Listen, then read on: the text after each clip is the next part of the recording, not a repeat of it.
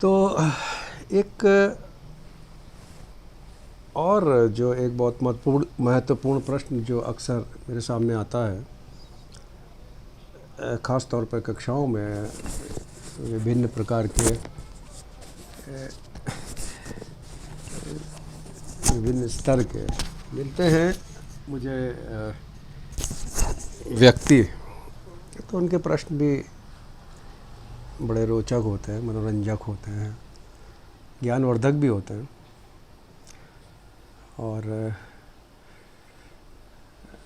चलिए अनेक प्रकार के प्रश्नों का सामना करता हूँ मैं, क्योंकि मैं सौभाग्य मेरा कि मैं अक्सर ऐसे लोगों से मिलता हूँ जिनके मन में बहुत सारे प्रश्न होते हैं और अक्सर वो उन्हें पूछ ही नहीं पाते। तो कुछ सौभाग्य है, ईश्वर की कृपा है कि वो अपने प्रश्नों को वो मेरे सामने मेरे से पूछते हैं। तो ये मेरा सौभाग्य है कि वो मेरे से पूछते हैं और मुझे बताते भी हैं बहुत सारी चीज़ें। खैर, तो एक ये जो प्रश्न है ये अक्सर जो मेरे सामने आता है वो ये है कि लोग पूछते हैं मेरे से कि जीवन का ये जो जीवन है इसका क्या उद्देश्य है, क्या उद्देश्य है। तो भैया ऐसा है कि इसका उद्देश्य जो है वो सरल है। हमारी किताब है जिसको पढ़ाया जाता है, बिग बुक बोलते हैं हम लोग उसको। तो बिग बुक में एक जगह पे ये स्पष्ट तौर पे लिखा हुआ है और हमारे गुरुजी भी अक्सर इसमें बोलते हैं कि जीवन का उद्देश्य क्या है। एक जिज्ञासु ये प्रश्न करता है तो उत्तर उसको ये मिलता है कि जीवन का उद्देश्य जो है बहुत सरल है, और जो लोग इस उद्देश्य को जानना चाहते हैं, जिज्ञासु हैं और उसका अनुभव करना चाहते हैं, मुमुक्षु हैं,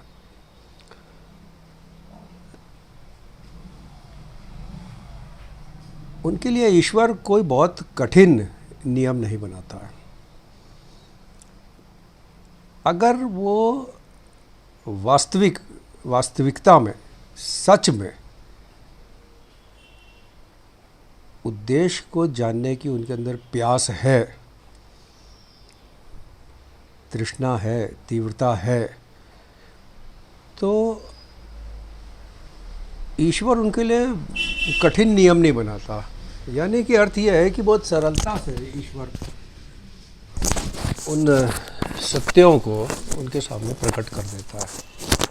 पर वो देखता है कि जो प्यास है, जो जिज्ञासा है, जो मुमुक्षुता है, वो वास्तविक है या क्या उद्देश्य है उसका। तो जीवन का उद्देश्य बहुत सरल है। इसको मैं एक दो बातों से आपको बताना चाहूँगा। होता क्या है कि एक छोटा बच्चा है, अब मेरा शायद कुछ लोगों को पसंद आता नहीं है मेरा तरीका जो है, और खैर मैं आपको बहुत सरल तरीके से प्रयास करता हूँ कि जीवन का उद्देश्य क्या है। जैसा मैंने अनुभव किया, जैसा मेरे गुरुजी बताते हैं, जैसा मैंने सीखा, जैसा मैंने समझा, जैसा मैंने पढ़ा और जैसा मैंने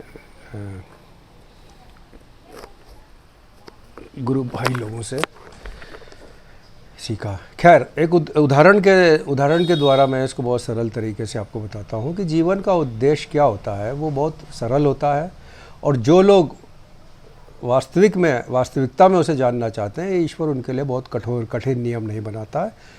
वो बहुत आसानी से वो उनके सामने प्रकट कर देता है उन उद्देश्यों को, या कहें तो उन सत्यों को। सत्य जो है वही उद्देश्य होता है और वही सनातन भी होता है।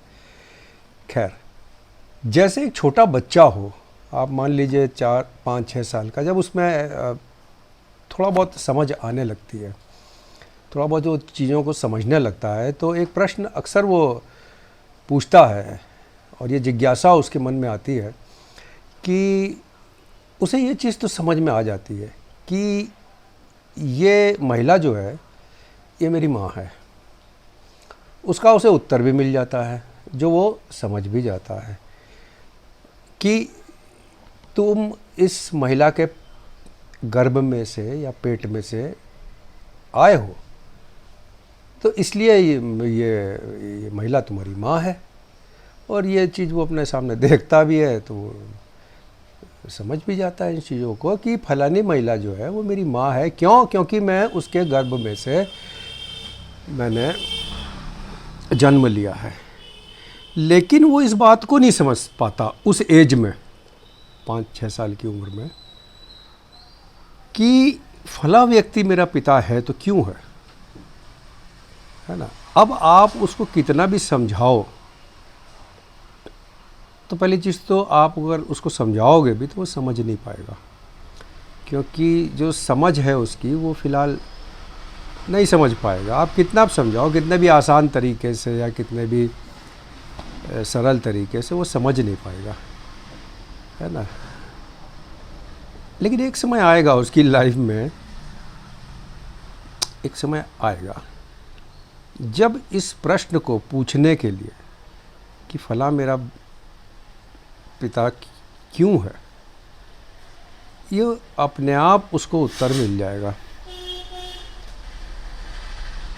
एक कहावत है, मेरे गुरुजी बोलते थे अक्सर कि when the student is ready, यानी कि जब वो सत्य को ग्रहण करने की जब क्षमता आ जाती है, तो when the student is ready the master will appear. जब आप सत्य को समझने के लायक हो जाओगे, जब आप उद्देश्य को समझने के लायक हो जाओगे, तो सत्य अपने आप प्रकट हो जाएगा। विभिन्न माध्यमों से आपको उसे ढूंढने की, खोजने की आवश्यकता नहीं है। बस आपके प्रति, आपके मन में सत्य को जानने की, समझने की, जानने की खास तौर पर एक जिज्ञासा होनी चाहिए, एक मुमुक्षुता होनी चाहिए, तो अपने आप आपको आपके सामने प्रकट हो जाएगा। अगर आपके अंदर वो तीव्र इच्छा या वो नहीं है तो वो हो सकता है ना भी प्रकट हो आपके सामने। तो अब इच्छा है, जहाँ चाह होती है वहाँ राह मिल ही जाती है। Where there is a will there is a way. तो जीवन का उद्देश्य जो है वो आपकी समझ में आ जाएगा। फ़िलहाल जो बताया जाता है कि जीवन के बहुत सारे उद्देश्य हैं। फ़िलहाल देखिए, वैसे तो एक परम उद्देश्य है जो कि शायद समझ में ना आए फ़िलहाल। क्यों नहीं आएगा तो ये भी आप समझ सकते हैं, क्योंकि अभी मेरी बौद्धिक क्षमता इतनी नहीं है कि अगर वो समझाएंगे भी तो भी मेरी समझ में आएगा नहीं। मेरे सिर्फ प्रश्न और ये सब चीज़ें ही रह जाएंगी। तो वो अपने आप आपको पता चल जाएगा, जब आप समय आएगा पता चल जाएगा। खैर, जीवन के उद्देश्य जो बहुत सारे हैं, फ़िलहाल कुछ स्थूल होते हैं, जैसे सत्य, भाई वही सत्य है, वही उद्देश्य है। स्थूल माने मेजर, जो मोटा मोटा आपके सामने दिख रहा है उद्देश्य, वो है। फिर सूक्ष्म है, कुछ सूक्ष्म है, फिर सूक्ष्मतम उद्देश्य है, फिर सूक्ष्मतम है, सूक्ष्मतम तर हो है, और अंत में आप परम उद्देश्य तक पहुंच जाएंगे, अगर आप जानना चाहते हैं तो। नहीं जानना चाहते तो फिर बड़ा मुश्किल है, पर अगर आप वास्तविक रूप में जानना चाहते हैं तो आप तक अवश्य पहुंचेगा। खैर, मोटा मोटा क्या है कि जीवन का उद्देश्य जो है वो वर्तमान में, जैसा मैंने सुना है, जैसे मैंने पढ़ा है, जैसे समझा है, जैसे मैंने गुरुजी बोलते थे, वो ये है कि मुझे जो मेरा धर्म है, जो मेरा कर्तव्य है, जो मेरी जिम्मेदारी है, इनका निर्वाह करना है ईमानदारी से। यही मेरा उद्देश्य होना चाहिए जो भी वर्तमान में है। और विकास होता है जीवन का उद्देश्य। मोटा मोटा बता रहा हूँ मैं आपको, मेजर मेजर जो यह है कि विकास शारीरिक रूप से, फिजिकली, मेंटली, मानसिक रूप से, इमोशनली, आध्यात्मिक रूप से, और स्पिरिचुअली, आध्यात्मिक रूप से, इन 4 तरीकों से आपको विकास करना है, ग्रो करना है। यही उद्देश्य है। आगे इसमें और सारी चीज़ें भी आप जोड़ सकते हैं। मुख्य रूप से जो मेजर बता रहा हूँ, जो स्थूल हैं जो उद्देश्य, वो ये होने चाहिए आपके जीवन में कि आपको शारीरिक, मानसिक, भावनात्मक और आध्यात्मिक रूप से, आप चाहो तो आर्थिक रूप से भी विकास जोड़ सकते हो, और भी बहुत सारी चीज़ें। और वो तब होगा, वो कब होगा, जब आप स्वयं के प्रति, परिवार के प्रति, मोटा मोटा बता रहा मैं, स्वयं और परिवार के प्रति अपनी जिम्मेदारी को ही कर्तव्य कहते हैं, और जिम्मेदारी ही धर्म होता है। इसको जब आप जान जाओगे, जानने के बहुत सारे साधन हैं, और जब आदमी को कोई चीज़ जाननी होती है तो वो पता कर लेता है। तो जब जानना होगा तो वो भी आपको पता चली जाएगा क्या है आपका वास्तविक, क्या है आपकी जिम्मेदारी स्वयं के प्रति और परिवार के प्रति। आगे इसमें आप जाना चाहो तो आप जा सकते हो, जाना चाहो तो आगे समाज के प्रति आपकी क्या धर्म है, क्या कर्तव्य है, क्या उत्तरदायित्व है, उसे आप पूरा करिए। और फिर देश के प्रति, और ऐसे ही आगे बढ़ेगा फिर सृष्टि के प्रति, ईश्वर के प्रति। ये बहुत लंबी यात्रा है। खैर, ये मुख्य रूप से जीवन का उद्देश्य होता है, वो है डेवलपमेंट करना, अपना विकास करना, अपना शारीरिक, मानसिक, भावनात्मक और आध्यात्मिक, और अपनी जिम्मेदारी उठाना, अपना धर्म जो स्वयं के प्रति, अपना कर्तव्य स्वयं के प्रति है, अपना उत्तरदायित्व जो स्वयं के प्रति है और परिवार के प्रति है, और सबसे मुख्य चीज़ ईश्वर के प्रति जो धर्म है, जो कर्तव्य है, जो जिम्मेदारी है। और फिलहाल यही होता है जीवन का उद्देश्य। और ईश्वर के प्रति एक बहुत ही महत्वपूर्ण जिम्मेदारी है, वो आपको धीरे धीरे पता चल जाएगी, अपने आप पता चल जाएगी। और अगर आप थोड़ा जल्दी चाहते हो उस चीज़ को, तो आपके अंदर जिज्ञासा जाग जाएगी, मुमुक्षुता आ जाएगी, मुमुक्ष हो जाओगे आप, तो वो अपने आप। ईश्वर उनके लिए कठिन नियम नहीं बनाता। ये हमारी किताब में भी लिखा है, बिग बुक में, पवित्र पुस्तक में।